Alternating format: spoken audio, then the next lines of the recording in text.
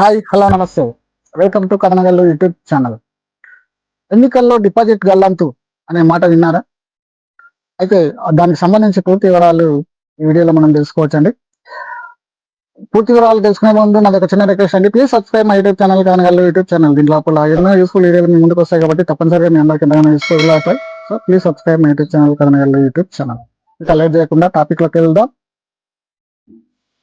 మనం తరచుగా ఎలక్షన్స్లలో ఏ ఎలక్షన్లు జరిగినప్పటికీ ఎంపీ, ఎమ్మెల్యే, రాష్ట్రపతి కానీ, ఉపరాష్ట్రపతి కానీ, లేదా స్థానిక ఎన్నికలు మున్సిపాలిటీలు కానీ, పంచాయతీలు కానీ, ఎంపీటీసీ, జెడ్పీటీసీలు కానీ, ఏ ఎన్నిక జరిగినా కూడా చాలా సందర్భాల్లో చాలా మంది కనీస ఓట్లు సాధించలేక డిపాజిట్లు కోల్పోతుంటారు. అసలు డిపాజిట్ గల్లంతు అంటే ఏంటి అనేది ఒకసారి చూసుకున్నట్టయితే, మన దేశం యొక్క ప్రజా ప్రాతినిధ్య చట్టం 1951 చట్టం ప్రకారం కొన్ని నియమ నిబంధనలు అయితే రూల్స్ అయితే చేయబడ్డాయి.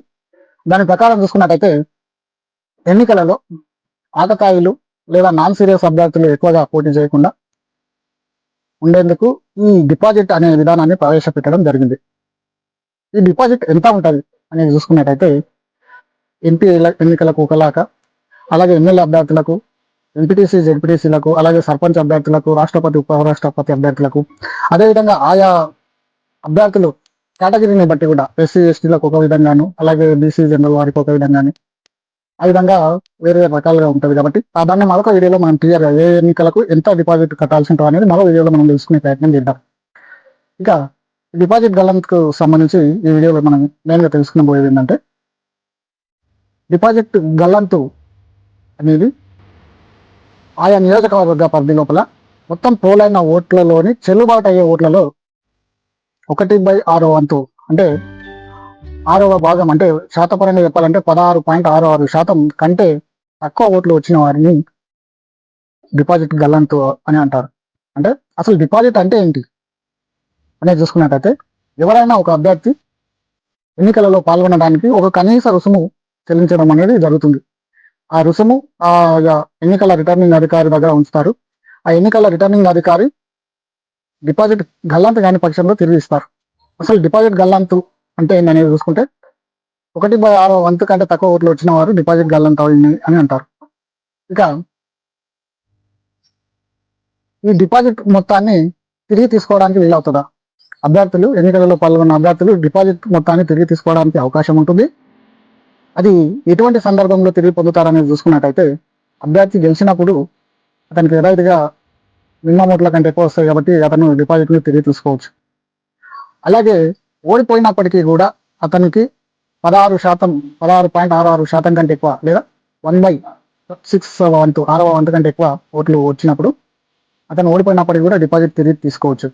అదేవిధంగా ఒక అభ్యర్థి ఎన్నికల కంటే ముందుగానే చనిపోయినట్టయితే అతని యొక్క వారసులు ఈ డిపాజిట్ మొత్తాన్ని పొందవచ్చు. అంతేకాకుండా మరొక సందర్భం ఏంటంటే, అభ్యర్థి ఎన్నికలలో నేను పాల్గొనట్లేదు అని ఎన్నికల నామినేషన్ ఉపసంహరణ టైం కంటే ముందే ఆ లోపుగానే ఉపసంహరించుకున్నట్టయితే అతను కూడా వారి యొక్క డిపాజిట్ని వాపసు ఇవ్వడం అనేది జరుగుతుంది. ఇక డిపాజిట్ గల్లంతును దీన్నే తెలుగులో బరావత్తు కోల్పోవడం అంటారు. అయితే ఇది ఎక్కువగా దేన్ని చూపిస్తుంది అనేది మనం ఒకసారి చూసుకున్నట్టయితే, ఆ స్థాయిలో, ఆ నియోజకవర్గ స్థాయిలో ఆ పార్టీ బలహీనతను సూచిస్తుంది. లేదా స్వతంత్ర అభ్యర్థులు అయితే వారి యొక్క బలహీనతను సూచిస్తుంది. వారికి ప్రజల మద్దతు లేదనే విషయాన్ని స్పష్టంగా డిపాజిట్ గల్లంతు కావడం అనేది సూచిస్తుంది. ఒక సర్వే ప్రకారంగా చూసుకున్నట్టయితే, దేశంలో 1951 నుండి మొన్న 2019 వరకు జరిగిన ఎన్నికల లోపల ఒక సర్వే ప్రకారంగా చూసుకున్నట్టయితే 85 నుండి 90% స్వతంత్ర అభ్యర్థులు మాత్రమే అత్యధికంగా డిపాజిట్ కోల్పోవడం జరిగింది. అయితే ఈ అభ్యర్థులు కోల్పోయిన డిపాజిట్ సొమ్ము ఎక్కడికి వెళ్తుంది అనేది ఒకసారి చూసుకున్నట్టయితే, అది ప్రభుత్వ ఆదాయంగా పరిగణించబడుతుంది, ప్రభుత్వానికి వెళ్ళిపోతుంది. అసలు ఈ డిపాజిట్ కోల్పోవడానికి, అత్యధికంగా స్వతంత్రులు మాత్రమే కోల్పోవడానికి కారణం చూసుకున్నట్టయితే, మెయిన్గా అంటే కొంతమంది పార్టీ అభ్యర్థులు కూడా డిపాజిట్లు కోల్పోయినప్పటికీ అత్యధికంగా 85 నుండి 90% మంది స్వతంత్ర అభ్యర్థులు మాత్రమే డిపాజిట్లు కోల్పోయిన సంఘటనలు జరిగాయి. అసలు ఈ డిపాజిట్ కోల్పోవడానికి ప్రధాన కారణం కనుక చూసుకున్నట్టయితే, ఆయా పార్టీలలో బలంగా ఉన్న నేతలకు టికెట్ ఇస్తారు. స్వతంత్ర అభ్యర్థులు అంత బలంగా ఉండరు, వారికి కార్యకర్తలు ఉండరు, స్వయంగా వారి వెంట నాయకులు కూడా తక్కువగా ఉంటారు. కాబట్టి వీరు డిపాజిట్ కోల్పోవడానికి అవకాశం ఉంటుంది. అదేవిధంగా వీరికి ఆర్థిక బలం కూడా వ్యక్తిగతంగా పోటీ చేస్తుంటారు కాబట్టి ఆర్థిక బలం కూడా తక్కువగా ఉంటుంది.